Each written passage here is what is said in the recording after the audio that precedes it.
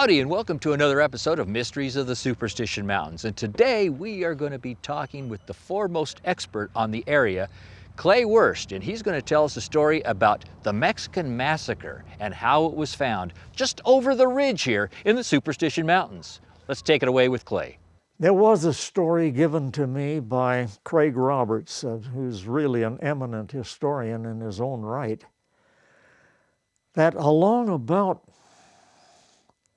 might have been around 1863, there was a cavalry troop. Oh, it wasn't even, you couldn't even call it a redoubt. It was nothing but a camp down here about just across from where Superstition Mountain Museum is now.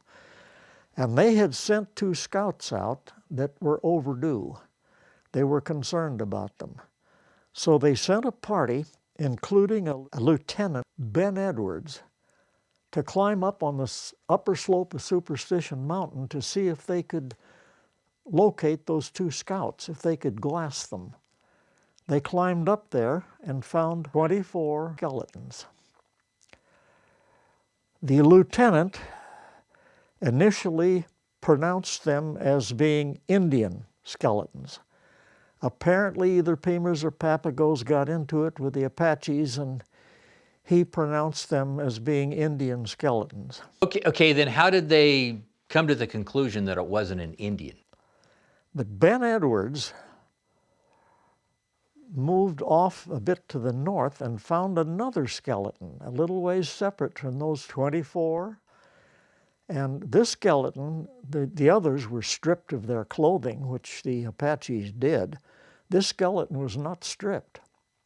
And he'd evidently crawled back in under a bush and hidden, and they never found him. But Ben Edwards looked at his skull, and it had a gold tooth. Not Indians. They had to be Mexicans.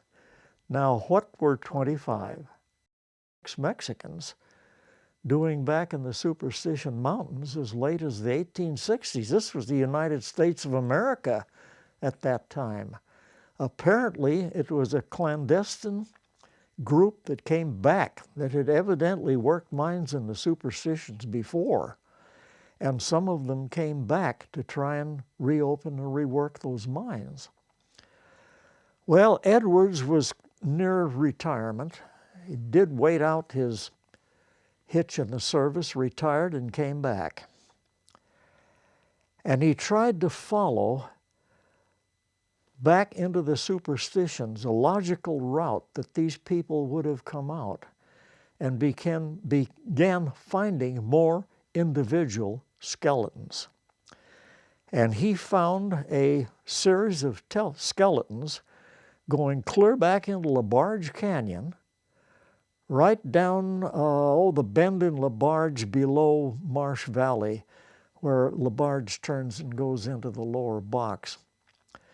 There was a trail going up there that had seen substantial use. And Edwards went up there, up onto Peters Mesa, never found another skeleton. But he was convinced that those people had come down, probably off Peters Mesa, down into LaBarge, had had a running gunfight, and had lost an occasional Mexican until they got out here on the slope of the mountain, and then 24 were killed.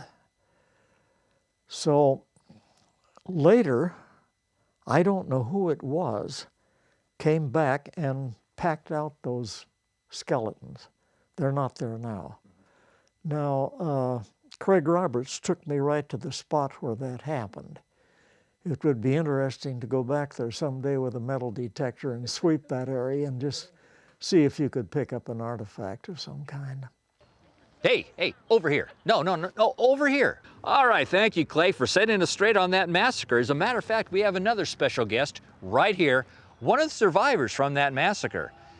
At least he was at one time. Been on a diet. Right here, another mystery of the Superstition Mountains.